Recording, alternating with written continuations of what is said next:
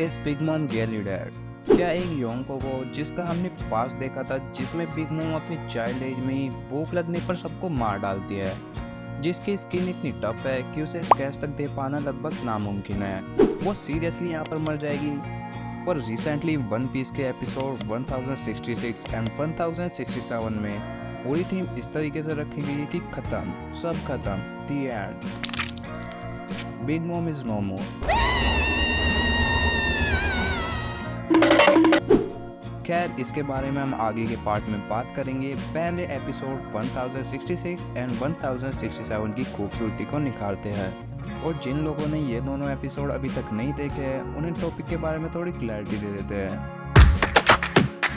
इस पूरे कांड की शुरुआत होती है एपिसोड 1066 से। वैसे शुरुआत तो वानोआर से ही हो चुकी थी, पर ये एपिसोड काफी इम्पोर्टेंट, परीक्षा का फल इसी में मिलता है। एपिसोड 1066 वन पीस का बेस्ट एपिसोड था, सिर्फ इसलिए नहीं क्योंकि इसमें योंको की हार हुई है और न्यू जनरेशन का सूर्योदय ना, इस एपिसोड में काफी सारी डिटेलिंग्स भरी गई है। इवन स्टूडियो ने इसके अंदर कुछ सीन्स डाले हैं जो मांगा के अंदर भी नहीं है। ट्रेफाल्गर लो अपनी पावर्स को किस तरीके से यूज करता है और कितनी क्रिएटिविटी के साथ करता है, ये चीज़ इसमें मुझे काफ़ी बेस्ट लगी, क्योंकि अब से पहले लो को इस तरीके से उसकी पावर्स को यूज करते हुए नहीं दिखाया गया था। इवन जब वो किसी एक जगह से टेलीपोर्ट हो गई किसी दूसरी जगह जाता था, तब कैमरा एंगल ठीक उसके पीछे रखा जाता था, ताकि हम भी फील कर सके कि ट्रेफाल्गर लो को टेलीपोर्ट करते हुए कैसा महसूस होता है। और इसकी वजह से क्या ही कमाल के सीन्स यहाँ पर निकल कर आते हैं। और एक एडिशनल चीज़ जिसके बारे में मैं अभी बात कर रहा था, लो के पावर्स को उसे यूज करने की क्रिएटिविटी। फॉर एग्जांपल, अपनी इलास्टिक गर्ल तो देखी होगी और फैंटास्टिक फोर का ये बंदा, इन दोनों की पावर्स और लूफी की पावर्स ऑलमोस्ट सेम है, पर कोई भी इतनी क्रिएटिविटी से इन्हें नहीं दिखा पाया जितनी क्रिएटिविटी से लूफी की पावर्स को यूज करते हुए दिखाया गया है।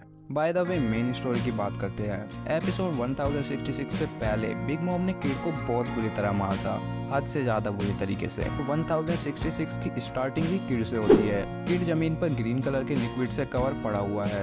अब ये नहीं पता कि ये ग्रीन कलर का लिक्विड है क्या, और धीरे धीरे दिखाते हैं कि किड अपनी पास्ट लाइफ के बारे में और लव वंस के बारे में सोच रहा है। एंड जो मोमेंट यहाँ पर बनाया जाता है, किड अपनी पावर्स को यूज करके एक वेपन बना रहा है, जिसके एक हमले में ही किड बिग मॉम को दूर फेंक कर मारता है और बिग मॉम का एक हाथ तोड़ देता है, जिसे स्क्रैच मारना भी मुश्किल है।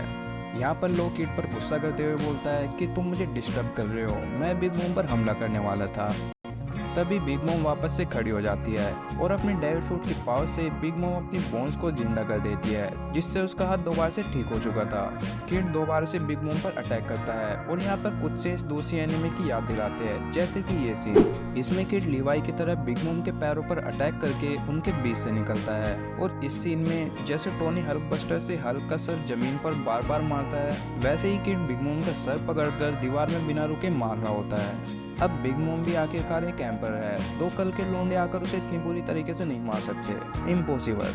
बिग मॉम अपने इन दोनों राइट और लेफ्ट हैंड को मिलाकर एक मूव यूज करती है, और ये सोल की तरह बन के किड को कपड़ों से भी बुरी तरीके से धोता है, और शायद किड मर ही जाता अगर लो बिग मॉम पर ये एक बड़ी सी बिल्डिंग जैसी चीज नहीं गिराता।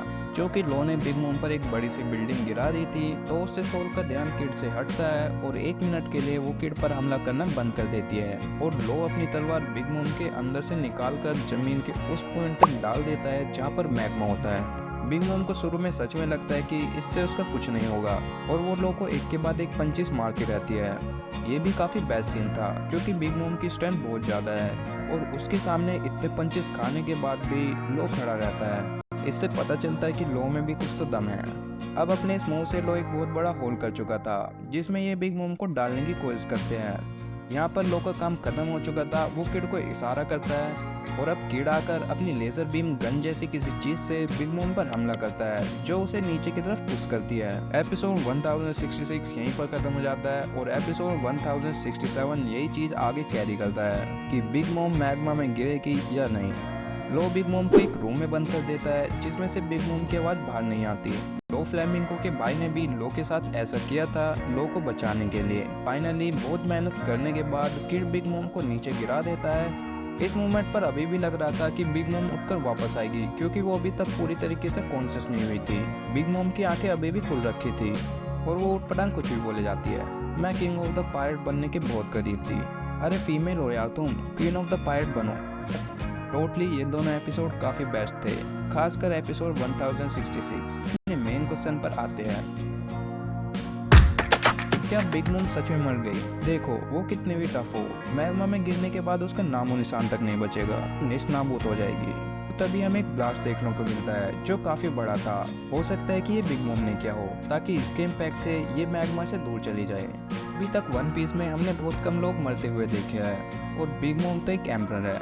एंड वन पीस में हमने कई बार देखा है कि किसी कैरेक्टर को अगर मरते हुए कन्फर्म नहीं किया गया तो वो जिंदा होता है। तो हो सकता है कि बिग मॉम भी यहाँ पर जिंदा है। आई थिंक एनिमे में अभी भी बिग मॉम का कोई रोल बचा है, तो मुझे नहीं लगता कि वो मर चुकी। आपको इसके बारे में क्या लगता है?